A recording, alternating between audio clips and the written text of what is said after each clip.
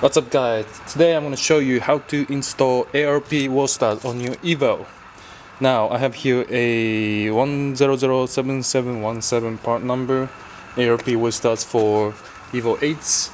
Now the first thing you want to do is take off the wheels of your car, obviously, and you want to take off rotors, which can be done by removing two bolts, top here and bottom down here.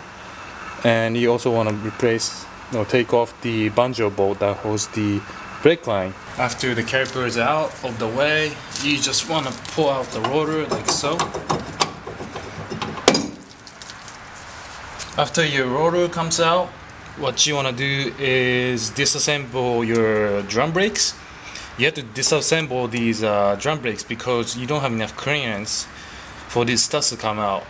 So what you want to do is take off the wheel bearing. But to take off the wheel bearing, you have to take off the drum brakes. So I'm going to show you how to replace these drum brakes. Now the first thing you want to do is these two springs up top, left and right. You just want to grab your plier and take these off.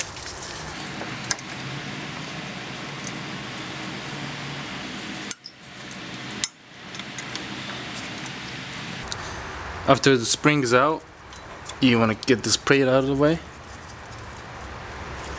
and make sure that you remember which side is which. On my car, it's got a green marking, so I know when I reinstall this part, the green is going to be facing towards me. All you have to remove is this spring-loaded tab, should I call. There's one on both sides. Go ahead and PV blast it, and what you want to do is push this part in and twist it at the same time.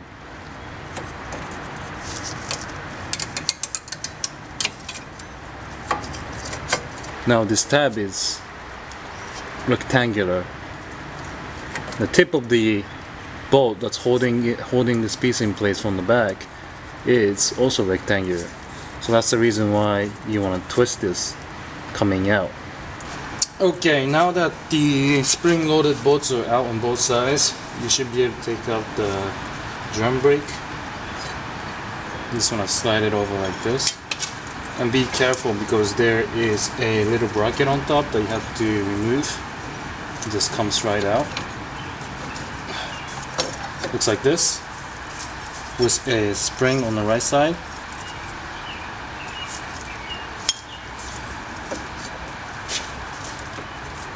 And I don't know if you can see this, but the bottom of the drum brake is also spring loaded. What you want to do is remove the spring in the middle.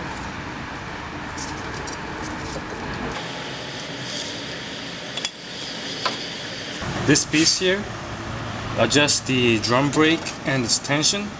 So make sure when you take it off that you don't play with these threads unless you want to readjust the e-brake tension.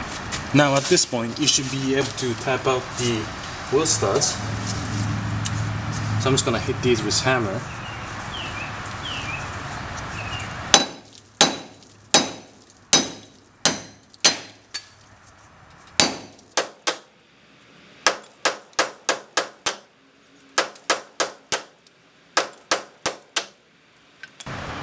So this is what it looks like after you take out the wheel bearing. It simply holds in place like so, with 4 bolts coming in from the back. You just want to tap this out. The bolts look like these, simple and easy, coming in from behind. After you get the wheel bearing out, what you want to do is buy M12 by 1.5 millimeter sockets. Grab your ARP wheel studs. Put the wheel studs from behind, put a few washers on top, and grab a M12 by 1.5 millimeter socket and just screw that on top. And you want to grab a impact gun and just torque it down as straight as possible.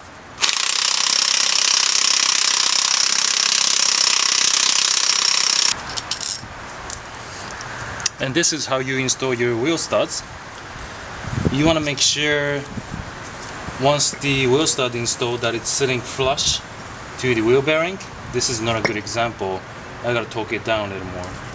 But if it's a little bit crooked, your rotor is not gonna go in. So make sure this is in straight. For the fronts, it's the same thing, just way easier.